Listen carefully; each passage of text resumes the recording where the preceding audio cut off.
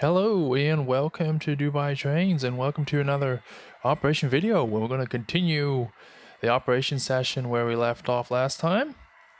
I'll explain a little bit what we're going to be doing in a second, but we're just going to dive straight in. So here you see my yard, stub end yard, and we got these cars, this string right there. I can zoom out a bit, see a little bit more.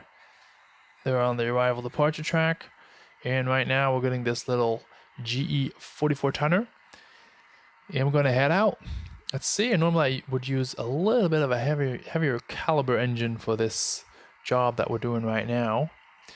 But let's see if this little tonner will do it. Sure it will. And if it doesn't, then we just need to take that in consideration while we operate. You know, if you can only take five or six cars, then that's it. We can only take 5 or 6 cars. That's what we're going to be doing. Right now we have 6 in the caboose, so we'll easily pull that. And there's a very slight grade just around the corner there, and the super elevated section goes down, so that's a good thing. And the way back we might have to give it some speed, but I don't think so. There is one massive string of cars that's 10 cars long, because we're going to be doing the Milwaukee Interchange, and that Milwaukee Interchange right now is completely full, and the maximum car count is 10. So that's what we have right now. So we will be tempting to pull 10 cars. I think it can do that. I did it before with this engine. I think it can pull. I pulled once like 13 cars just to find out what the limits are. So let's see how that goes.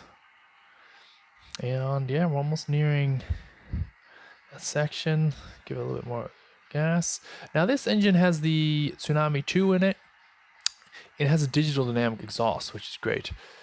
I just started up. It's not running yet, in the sense that the engine's not warm. But when it's warm and working properly, the digital dynamic exhaust really works the treat. So what does that do? What does this digital dynamic exhaust do, and why do I like it so much? Well, basically, if you don't have any fancy, like proto throttle type cabs to run with, the digital dynamic exhaust will mimic the load of the engine, which you'll hear through the different sounds that it plays by itself. So basically, there's some kind of electric loop in it that gives feedback for how much power goes into the motor and how much speed am I getting out of that. So if you're putting a lot of power in the motor, but you're not getting a lot of speed out of it, it means you have a heavy load. So then the sound that it plays will be a little bit louder, and it will basically be a sound of the engine notching up, or in steam terms, that the chuffs will get louder. So yeah, that's that. So let me see if I can get a different angle here. Let me see if we can get that super elevated curve on here. Now, I don't know if we can get that super elevated curve on here. Yeah, you can see it a little bit. I mean, it's actually massively angled, but it's just so difficult to see in person and also to get on camera. But you can see it here a little bit.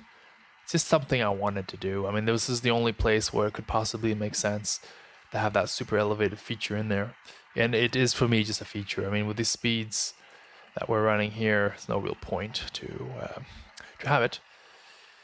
So what are we gonna do? Let's just get the locomotive in here.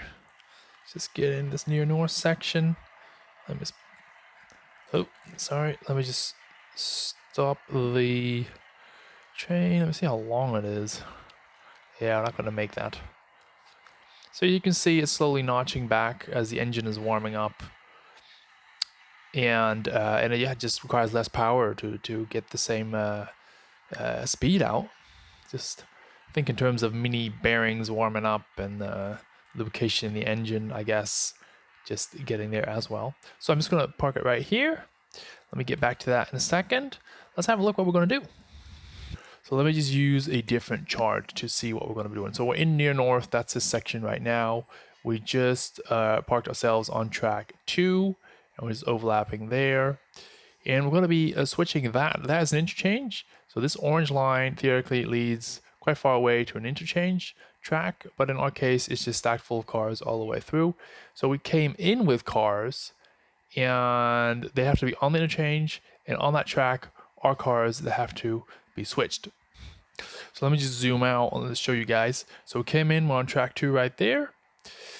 There should be buildings all the way here when the layout's finished. So this is a hidden staging. You should not be able to see these cars, but hey, we see them now. So the cars that we came in with, these 6 have to go there. And like I said, this is full, so I have 10 cars there, and these 10 cars need to be switched on this near north section. That's the only purpose for these cars coming onto my layout. They're not going to go from this interchange to the next interchange with the Pensy. They're not going to go from this interchange to the C&W interchange. No, they're not going to go from interchange to interchange. They're going to go straight to this layout. So to make my life a little bit easier, I put some thought into this because it's not that easy to just, without the car card system, as you saw in my previous video, just come up with what needs to go where. So we're coming in with 6 cars. We'll go leaving with 4 probably, and we're going to switch 10. So I have 10 cars and I number them 1 to 10. So 1 to 10. And I basically made a switch list. So the first 2, these 2, they're going to go to that industry way over there. That's conveniently empty. Then we have 1, 2, 3, 4. They're going to go to that warehouse. And I'm just going to pick 3 cars. I think I'll pick the first row of cars plus that one that's blocking it. And hooray, hooray, that track is full because if you remember from another operating session, these 2 cars have to go somewhere here, but this was full. So I think what I'm going to do is just pick these 2 cars as well and just put those there where they should be. So then I have a space to actually do this maneuver and to get these cars from there because now they're blocked. So this arriving with 6, leaving with 4 is already leaving with 6. But that's all good because we're running easy ops, right? And then I have 1 car, the 7th car, I want to spot it right there at the 2x3. 3x2, same, but different. And then we have 1, 2, 3 cars. They're going to the yard, and that are those 2 empty reefers and that box car, because they're going to the yard, and then they'll go with the brewery run to the brewery. We're not going to be switching the brewery from here. So I'm just going to put this down, and we're just going to start switching. What I'm going to do is I'm not going to pull the entire string out. I'm just going to do it section by section. These 2 are easy because, as you saw, that track is completely clear. We do have a meet at some point, so we do need to watch out for that. That's going to happen. There's going to be that, Pensy Hosso is going to come back any moment. So we do need to keep one of the tracks clear. The warehouse. Okay, I need to do a runaround for that. This 3x2 is easy because it's clear. It's just right there.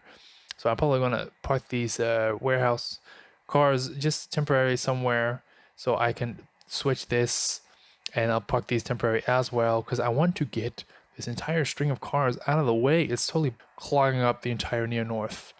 And yeah, so let's just get started because time is ticking and time is running. So let's go put this down and we're just going to do it. So there we go.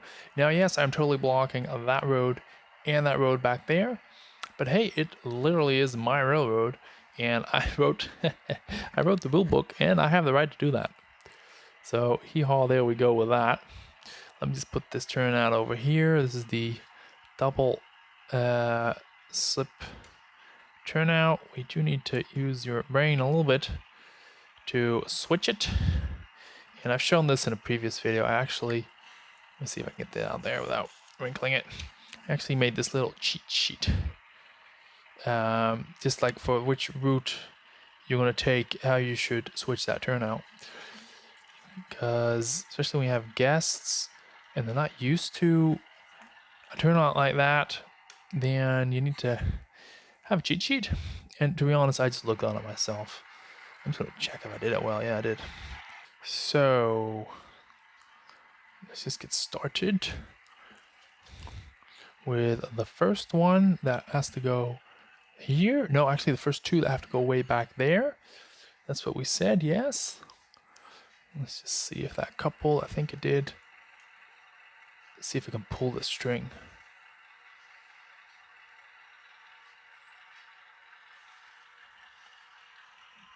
Yes, I can. I'll juice that a little bit. but we did it. So we're taking the first two.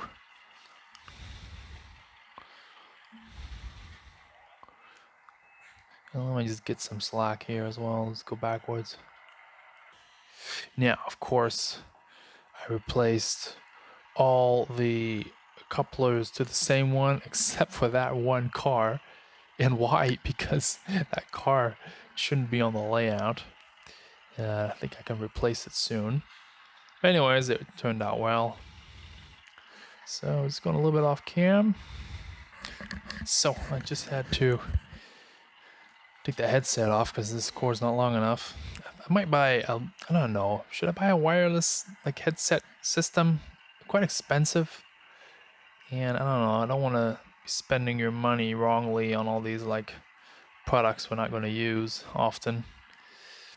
So yeah, let me know in the comments down below if you think it's worth the investment from you guys for me to buy like a wireless headset kind of system so I can move around freely just for these operation videos. Yeah, then I'll do that. I think it might be a bit, money not well spent. I might as well just put the headset down, just switch what I need to switch, and then put it back on again. And now what I actually did, very secretly, I put a delay coupling between the engine and those two cars. So that basically means, it sounds very sophisticated, but basically means those two couplers are not linked. So now we'll find out if that delayed coupling works. It's a bit far away in the distance. Let me get us a bit closer. It's all the way back here. We're disappearing into the building, as you see. And I'm going to spawn right there. And like I said, I did a delay coupling, so I'm just going to go forward, and then it just should magically uncouple just like that without touching it. Yeah, I think it's going to stall on that Atlas crossing. I hope not, but because this is too much plastic there, I'm just going to fly over it. Yeah, it's too much plastic there. So in the background here, you see another project I'm working on, and there's a little engine, and I bought it, and it's pre-owned, but the decoder, the ESU, is totally fried. So you know what I'm going to be doing there? I think I'm going to replace it. I think I'm going to replace it with the soundtracks for starters. And I also want a capacitor in there. Those small engines always benefit from a capacitor. So I need to see how to do that, because it has this NEM plug thing now, but something like that. But it's really difficult to solder a capacitor to that. It's super tiny, and so I might just replace it with a different decoder altogether, and take that board out of there with an NEM plug on it, the 21 pin, and and just come up with something else. Just make it entirely new. It's all not that difficult, to be honest. It's just a few wires with power feed, right rail, left rail, motor, 2 wires, then some lights, but it's already an LED unit, so the lights are quite easy. So yeah. Okay. Permission to go through near north to the Division Street yard. Yeah, this is the operator for near north. Please caution, there's a lot of traffic. The Milwaukee Interchange is busy. And please take track 2112 out through the yard. Thank you very much. Well, there we go. And I'm not going to talk too much. I just want to get a very nice See, I told you can't do two things at once. Just want to get a nice coverage of this. I think that'll be worth it.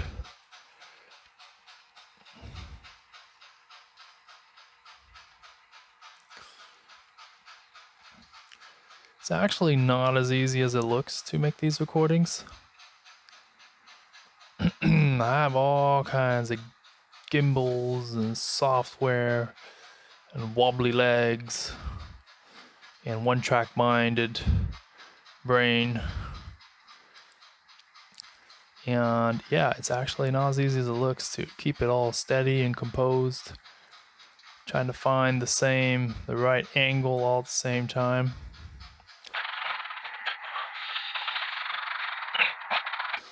Because just right there, I forgot to throw that turnout that we set earlier to that industry. I just broke one of my rules. Always set the turnouts back to the main and not to the industries, but it was still set to the industry. So I just flew in there.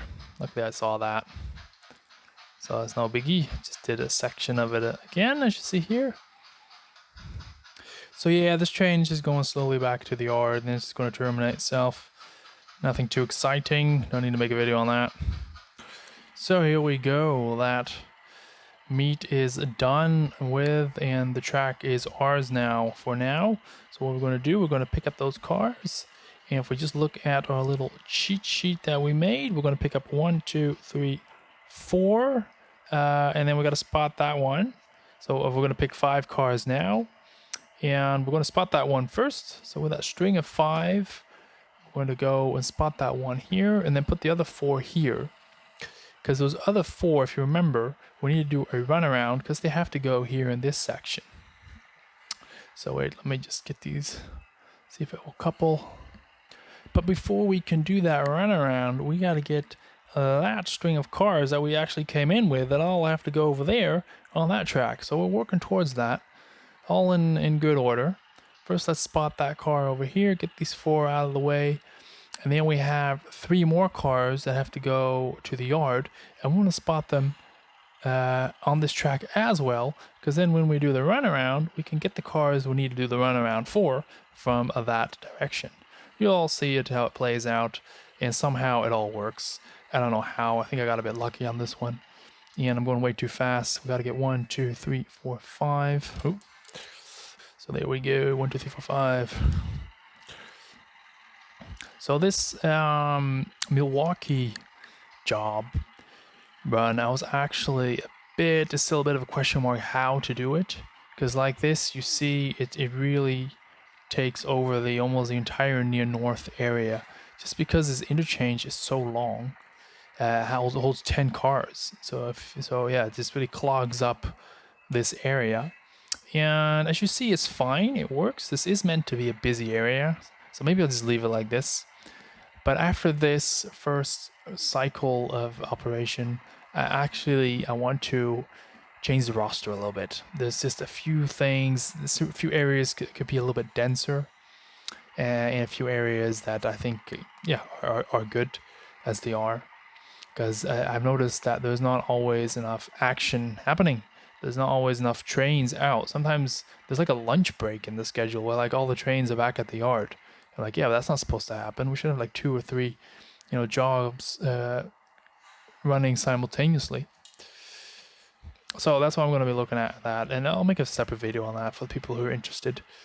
I understand that's not a topic for everyone, but then again, we're here to learn something, and I'm here to learn too. So if you see anything that I'm doing wrong, or if you have any suggestions, then do feel obliged to leave in the comments down below your thoughts, because I'm always looking to improve and to do better as well.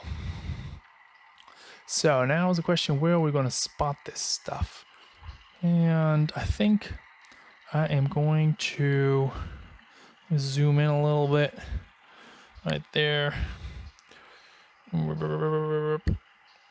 It's a bit far away, but it will do for now. I think I'm going to... Let me just still move the camera then. Just like that. I'm going to spot it all the way over here. Because I think it will just fit that I can use this turnout right here. So I want to push these cars. I don't want to park them on this track. I want to park them on the next track, so I can use this track to pull that whole string. And I'll explain to you why in a second. Let me just do this one thing at a time thing that I'm talking about. So let me just uncouple it. Just right there for now. Let me just move forward. So let me explain my reasoning. Because if I use this track, let me zoom out as well. Let me get a bit handy with this. If I use this track right here, the bottom one, and I need to cross over to that side. So that means I need to pull all the cars past this turnout, which means I need to go into this section here with the brewery and the car float. I don't want to do that right now. No one's there, but if I can stay within my section, I'd rather do that. So that's where my thinking comes in. That I'm going to take that track. I don't know if you can see it. That track right there, and then I can just use this track right there. So I still need to pull in to the brewery. Yeah, so it doesn't really matter now, does it? And the only difference is, wait, let me just do the turnout. Look at that cheat sheet. There isn't really a difference, is there? Because either the cars need to go past this point or they need to go past that point. And that difference is not that much. So anyways, nice thinking, but no benefit.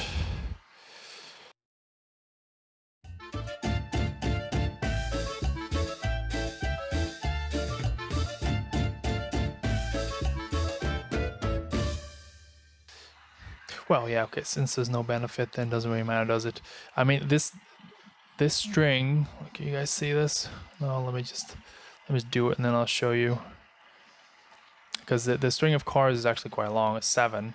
So I'm going to be blocking 2 sectors, let's say, anyways. It wouldn't fit on one of these sectors anyways.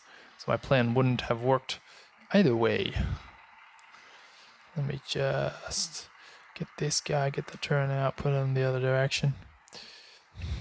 So now we have quite a lot of cars. So what we're doing now, a bit of a bird's eye view. 4 of the cars are there in between the roads, so keeping those roads open a little bit. May or not that those roads are still blocked because of that train. And then the other cars, I'm just going to spot it in this sector right here. Because this section is too small for both stacks, or too short, and that section is too short. So we would have to come up with a solution anyways, and that string of cars had to take this lower track anyways. So that's all good. Like I said, that is what we're doing right now. So here we are. So a couple this way. And now we're going to make some real progress. We're going to move forward. And we're going to get that string of cars right there. And park it in that interchange. That is pretty much why we're here. It's the main event of the run. And in the meantime, I'm thinking we're going to pull it forward and I'm going to spot the caboose right there. Because then I could easily just spot the other cars and these ones that we're taking. Let's put them right there. Boop, butt it up against the caboose. And then we will have swat 2 flies. Or 2 birds with a stone. Or maybe 2 flies with a stone. That would be nice. So here we go. Just backing up. Make sure all my turnouts are set. Yeah. Yep. Set enough. Can't wait to get some of the structures in here to really start peeking at the train in between all the buildings. So a lot of the shots we're doing now actually won't be able then to do that. So enjoy it while you can. This shot will still be there because as you see on the track plan, there's just some bushes and I can be a peeking Tom, whatever it's called. Peek through the bushes. Okay, there we go. Look at that. That was neat, wasn't it? A little horn. Because we can. Still haven't figured out the bells and whistles rules yet. Something, film it like this. Something I still need to look at for my railroad. Because I have too many crossings to have to horn and bell all of them. One of you guys said in the comments something smart, and I mean a lot of you guys say smart stuff. But when someone said something smart related to the bells and whistles and said, well, why don't you let the through traffic that goes through near north use the whistle on all the grade crossings, and then let this traffic that you see right here just flag it, so you don't need to blow the horn or pull the whistle, which is a great idea.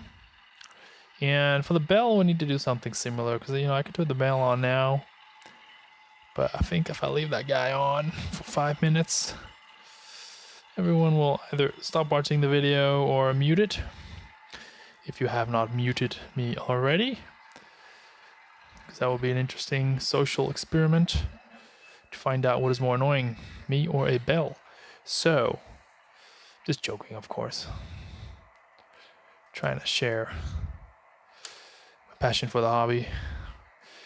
You're here to soak that in, I guess. Maybe entertained. I don't know. That's always the balance with the videos, on the channel. Is it the balance between entertainment and information? Because we all want to be, informed and learn stuff and all that good stuff. But at the same time, let's be honest, we also want to be a bit entertained. I could just start reading some operations books super dry, but I wouldn't even be able to read that. I'll probably fall asleep reading it. So let's get that angle in there. Look at that. That is a beaut. That is a beaut. So we're going in reverse. We're going to stick all those cars in that interchange. Now, I'm going to actually leave all my buildings unglued to the layout. So if I want to make some nice footage and some shots like this that otherwise not be possible because I'm standing in the middle of a building, I can just take that building away and take the shot. And that's a side benefit. The real benefit really is when you move, or if you want to change a building or something like that, it's a bit easier to do so. And I have a lot of tall buildings on the front of my layout, so I also need to see if that is really going to work. I might want to replace a tall building, a 5-story building, with something that's like 3 stories.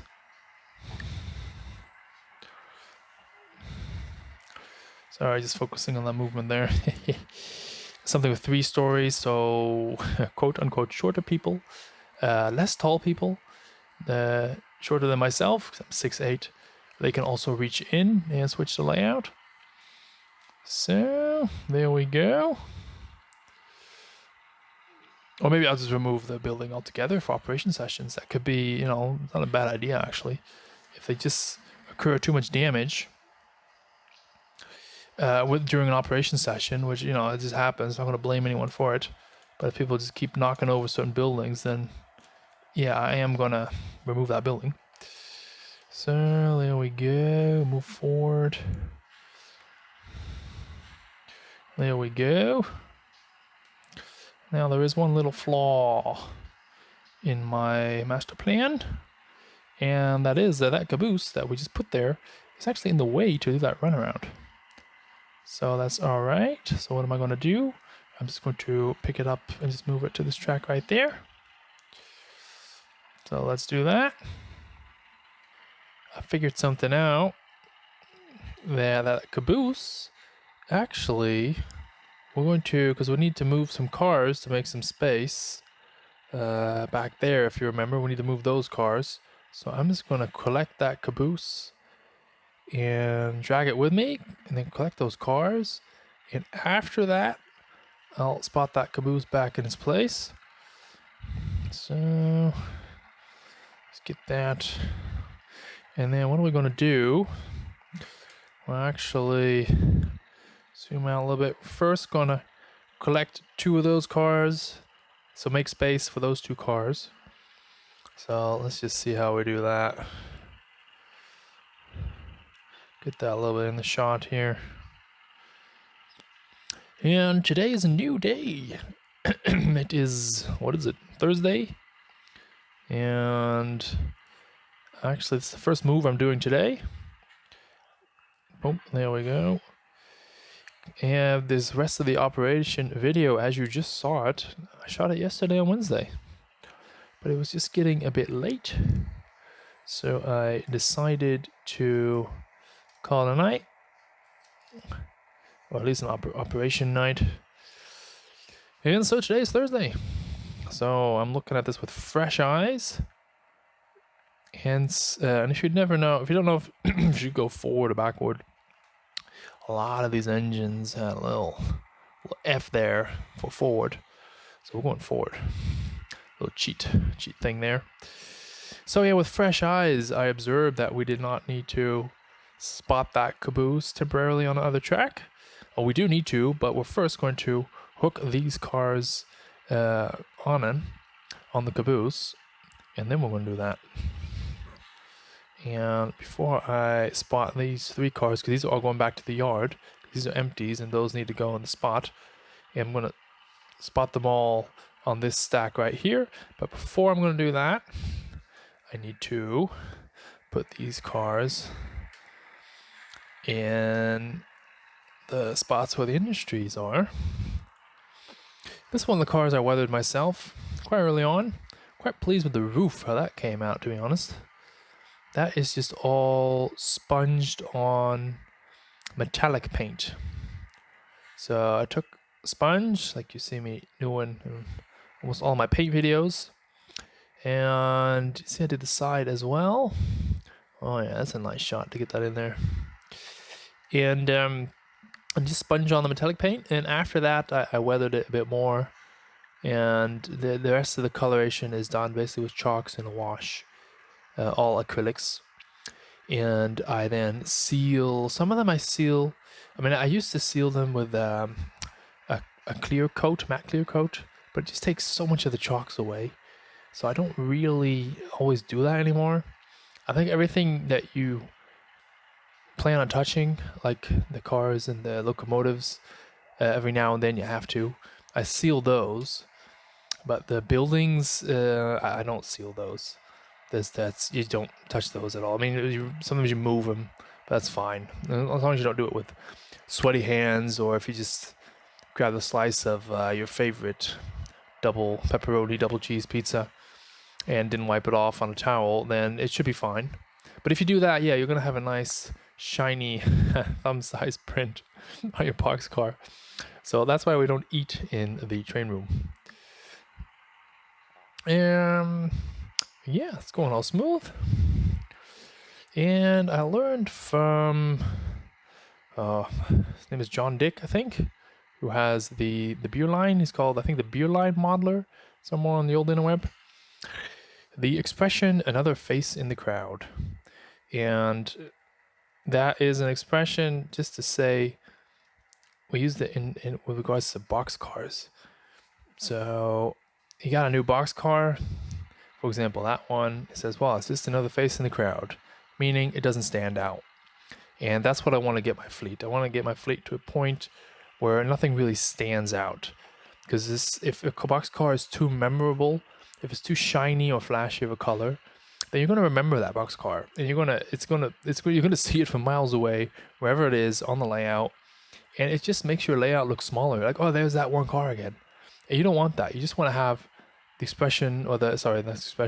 feeling of a load of cars. So if you make them all very generic and almost homogeneous looking, then you can't recognize any of them. And they're distinct or recognizable, but you don't recognize them from far away. So it will look like you have a lot more cars. Because I do have some cool ones. I mean, I have Pensy Railway Express Agency.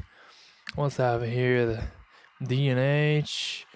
I have one. I mean, there's some nice ones in there. A nice little Milwaukee one. I have somewhere the Pensy Keys. Someone saw that on an image. And it's like, oh, where'd you get that car? And I'm like, I have no idea. I got it from the internet. And I researched it, and I knew nothing about it. I couldn't find anything. They said, oh, that's the layout of ... Can't remember whose layout was. Sorry for that. And so yeah, I learned that. So it's a unique car that someone made. Let me just show you. I think it's still here on my RIP track, actually. Yeah, that one. I just saw it on the internet. Oh, Penn Valley. Sorry. And I just liked it because it had that key logo on it. The key to success. And yeah. So you see also a little bit how small this modeler's world is. once you get into a certain niche or corner of the hobby that you're comfortable with, you'll find a lot of like-minded people. So in the meantime, you'll find a lot of like-minded people, and you're going to find that there's not a lot of like-minded people. That's what I want to say. So here we go. Let me just put that little coupler clank thing. So I'm just going to leave it right here, because on my railroad, this this road can actually be occupied for whenever we want. I'm actually thinking to model it closed, so just to have the road here and put some pylons here. And I might, it's an option, I might put from ILTA Laser Products, I might put a elevated Chicago style double track elevated trackway here. I had a freeway planned for it, but I might take that one and then I'll put it over the road like that. I might do that. That will be a cool scene. But anyways, I have the right to block this. So let me get a little barbecue skewer. Sorry, because I need to uncouple this one. So there we're gonna, was it the word exert our right? Isn't it? Exert our right to block that road. So what are we doing? We're not just talking. We actually did an important step now. We collected... Did we collect all the cars? No, we didn't collect any cars yet. Did we do any step? Well, anyways, we put all the cars on this one track. So what can we do? What do we need to do? Just reiterating to myself, because it's been 24 hours since I did this job. We're going to do a runaround, because these cars are all going back. We have 1, 2, 3, 4, 5. These 4 are going to be spotted here. That's what we said. 1, 2, 3, 4. And I'm going to take those 3 and that one, because we're in easy operating mode. So whatever comes in has to come out. So those 4 plus 1, 2, 3, 4, 5 will mean I'm over my maximum train length. So that's easy peasy. What I'm going to do is I'm just going to take all 4, put 3 of them on the string to create 8, and just put that other one somewhere else. Doesn't matter, it's switching layout. I'm just going to probably spot it somewhere around here. So what am I going to do? I'm going to do what I always do. First, you pick all the cars you need to pick. You basically want to make some space for the cars you gotta spot, right? Oh, sorry. Going free-handed here. That's a nice view, isn't it? All these long strings of cars. Looks like something's really happening now. That is nice. I need to start working on some structures. I've been sorting and looking for some structures, so I think I might get to order some soon and start filling it in. But it's very specific what goes where. I have a whole chart of colors. I'm not just gonna start and make something as I go. And I have a whole chart of which color goes where. Not exactly which RAL code color, but which is it going to be a light brown or a darker gray, or is it going to be a more yellowish tint? You do need to think about that a little bit. Okay, yeah, so far so good. Let me just put that bell on.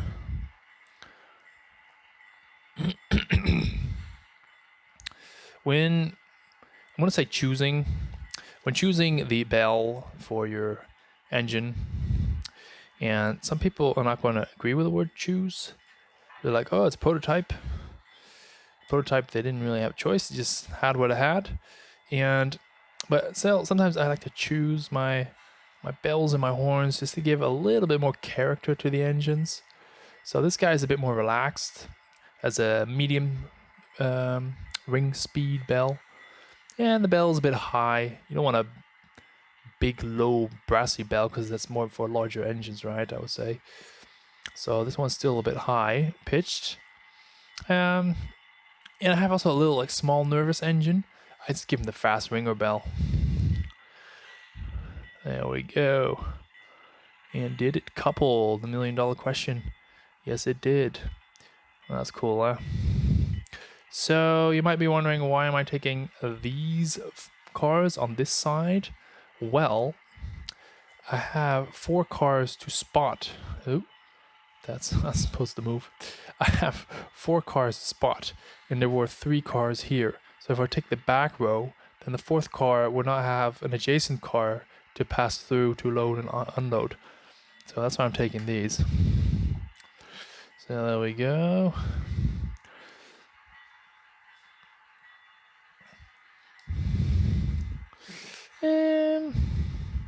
Yeah, what am I going to do with these cars? It's always an interesting one. Since I have the Kingsbury to myself now, I'm going to take this track right here and then just push them onto there if I can. I mean, that turnout is not really set right, so maybe let's not do that then. Aboard.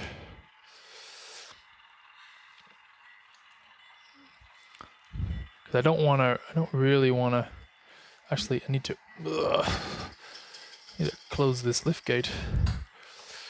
That's not going to go well otherwise. Let me just put that pin in there. Hopefully in time. Yep. There we go. I did a whole video on how I made the lift gate and how you can make your own lift gate. So if you're interested, let me put a link to that video down below and you can have a look. Because as you see, it works really easy and fast. I just close it with one hand and it's reliable. We'll turn that bell off because no one's working around here. We passed the industry. So what I don't want to do, I was just talking, I have 4 cars there and I have 4 cars there that I need to spot back there. And I don't want to connect them all and have 8 cars and pull a massive drag of 8 cars all the way up and down. So I'm just going to spot these cars on that middle track, track 2 for now. And I'll come back later to collect them. I'll collect them all but one. Like I said, our maximum train length is 8, and now we have 9 cars. And the layout is set up in a way that I can just leave one of the cars in this middle track right there. That's not a problem. So let me just get this barbecue skewer. I'm just missing 1 or 2. I know why. Because I got...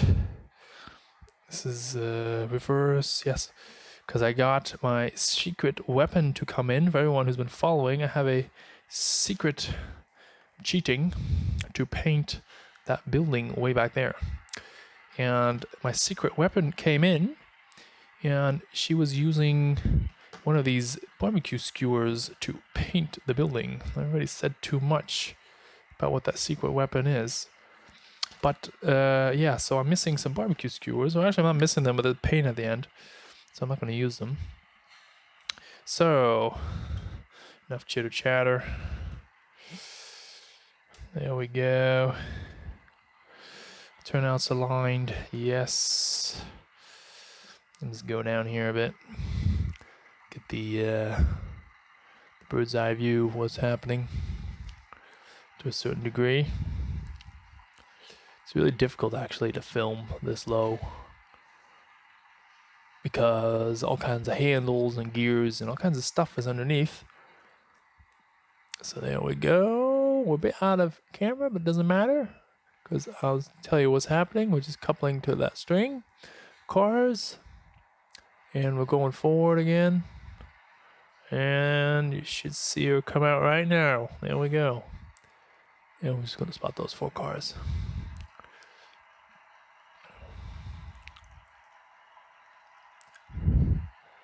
Oh, that's nice, isn't it?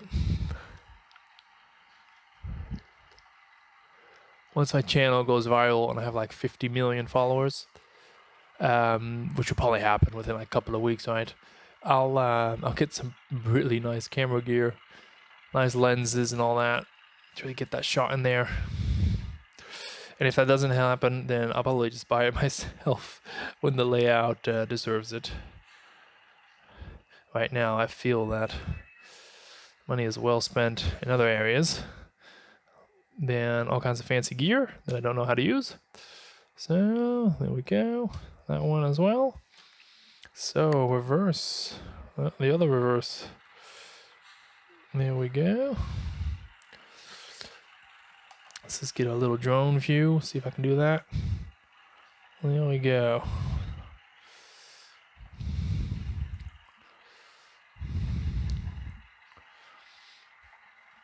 That's a nice shot. Just wiggling through all those cars. Nothing to see here. Chicago 1950 in the summer. Probably still, what was that, 30 degrees Fahrenheit? What is that, like freezing temperature? So actually sneaking all the way through the back alley to get there. Put that bell on again. Just to warn everyone that there's a train coming. I saw an interesting article on the old interwebs. I think it was just some kind of like model railroader blog or something, or someone, and it was entirely dedicated. It was something with O scale, some O scale group, and it was entirely dedicated to the running boards on top of cars, the materials they are, and how you would paint them and weather them. And that's actually super interesting and very important, because that's what you're looking at 90% of the time. Look at that. That's what you're looking at 90% of the time. So you really want to get these running boards correct, of which none of them are here. But I have an example. Do I have an example? I have very few. I'm just looking.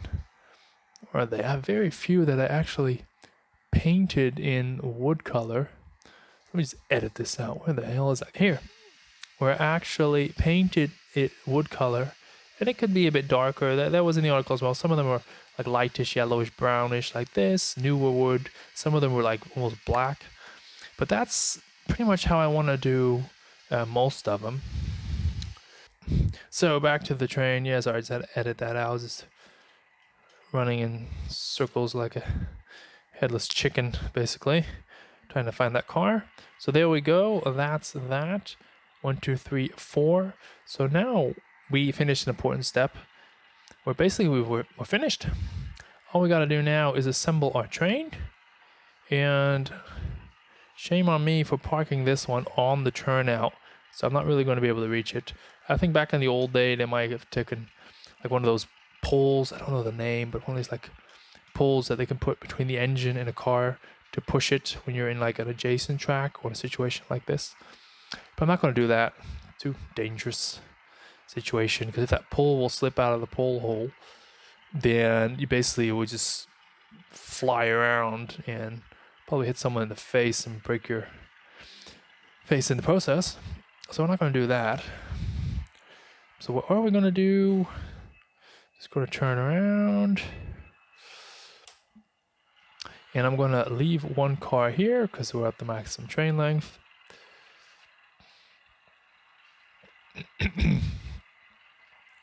So you see, sorry. So you see that in these last 3 operating videos, sorry, my switchman is going to get off. He's going to wait here because he doesn't like to walk.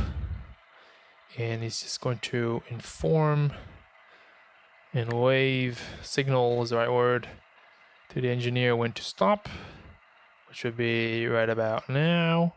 And then he's going to uncouple that car, saves him a little walk. And we're back to that story I told you about, that barbecue skewer with paint on it. Here we are. And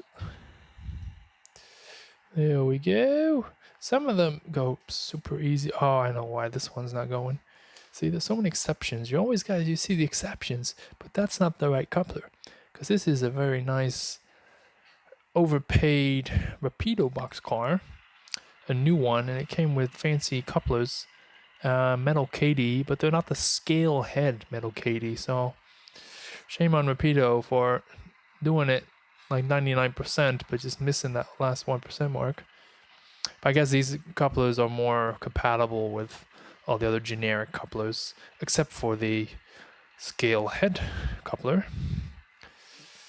So there we go. No idea what I was talking about, but we're just going to get those cars, and then that was it. So technically this boxcar now is on the most important piece of track. That's track number 2. But as you see, especially after we left, there's 2 alternative routes to get around that car. So I'm not worried, I'm just going to leave it there. And that's part of the fun of the layout. I have some more cars in a box, I think 5 pieces, just to keep filling this place up. I'm just going to keep packing it until I just like the density. I was going to say until I can't move anything, but that's ridiculous. Until I like the density of the amount of cars. And I want to replace some cars, because I was talking about that face in the crowd thing.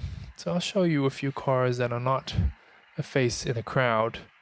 They're more like a clown in the cloud. In the crowd. Clown in the crowd. There we go. Just like that.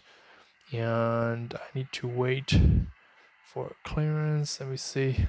Let's pick up that coupler slack. That's really great when you have a long train. It's a coupler slack. I already got it out there. I'm making that little guy work. earn its keep, as they would say in the movies. So there we go. Let me just park right there. Let me find those clowns in the crowd. So basically color scheme, and I got this from Dave Gunham. Ooh, he has a beautiful layout. I think it's Dave Gunham. Made some videos on that. He had everything brown or black, so black is good. That's the face in the crowd. In my case, these yellow reefers are facing the crowd because I have so many that are exactly the same. They're all the Miller. I have 12 of them. So we got another black one here. This one, new out of the pack, is way too shiny. It's a blue car, but I just really like that blue look. So I'm just going to make it pass together with the black one. There's a bit of the different colors, but I did weather it. I dulled it down. I put a lot of sand on it because from the East Coast, so I would guess it's a bit more sandy coming from that region, and I dulled it down. Straight out of the pack, that one is way too bright. These are all faces in the crowd, still need weathering. This one, it will do. It's not an eyesore yet. But ideally, I would have a black one, to be honest with you. And there's a lot of cars back there staging. All faces. Kaboom! This is it new, unweathered, and that is just way too bright. It's just such a toyish look. And if we just compare it, get my prototype scale 87:1 hand in there, you see the difference. So we're like veering way off course. This operational video, but I just wanted to show you guys this. I just keep on talking stuff to say. They do have a different number, so I could just weather that one as well. I have 2 cars coming from Florida. And let me just not talk too much because you guys want to see operations. Maybe I should save this or just rehash this in another video. Then these guys are too bright. That one is new out of the pack. And that one, let me just show you, is weathered. I dulled it down. Put some marks on there from the icing. So the dulling down works, as you see. But still, it's definitely not a face in the crowd. We want to go black or boxcar red. Just like this. Faces in the crowd.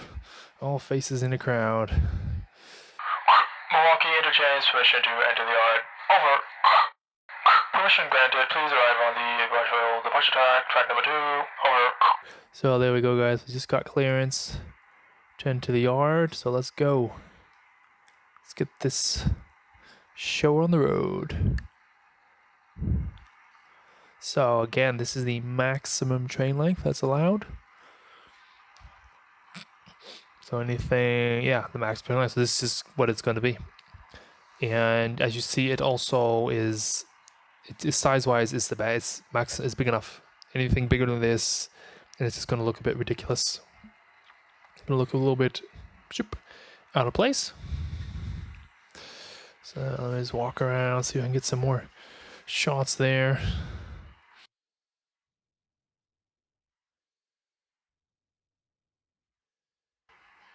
And it also makes you think, why do I need all these big engines?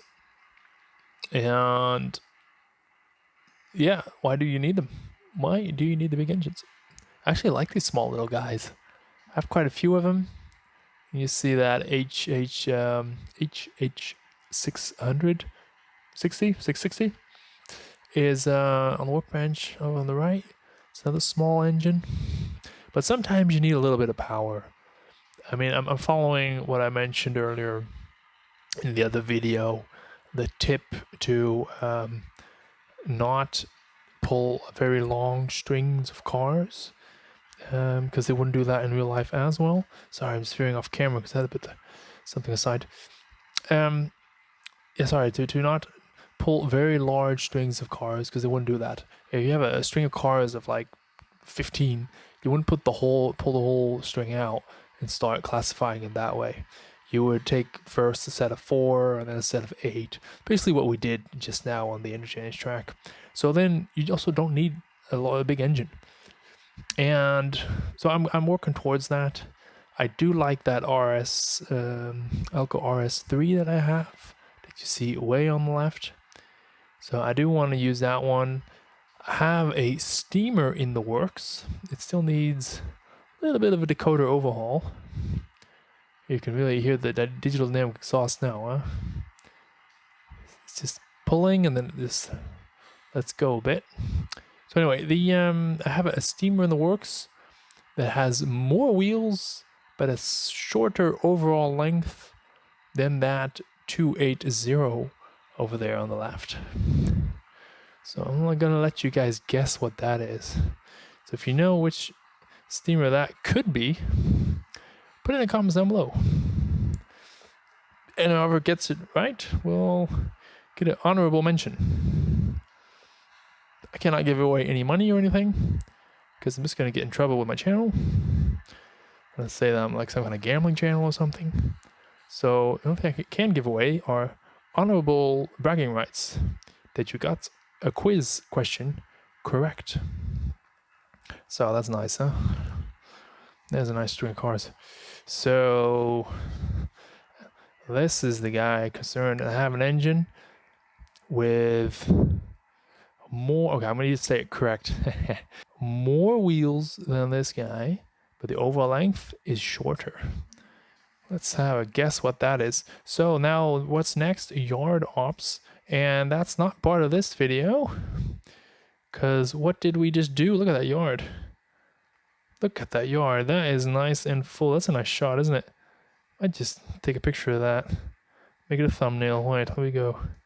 Boom. So you guys know I always like to just end here on the board. So what we just did is this orange one, the Milwaukee Interchange. So it went from the Division Street yard here. We switched cars, and this block basically means all the tracks number 1, 2, and 3 in near north, because that's what you see here as well. Huh? You have 1, 2, and 3. These are all tracks that you can pass each other on, and we're just hovering around all those tracks. And then we went back to the yard. We missed the CD&TRRA interchange. Actually, it's supposed to go out and in at the same time, but hey, I can only film one thing at once, so that's going to be another video as well, a short one because it's an easy one. Thank you guys all for watching. That's it for today. Thank you. Bye bye.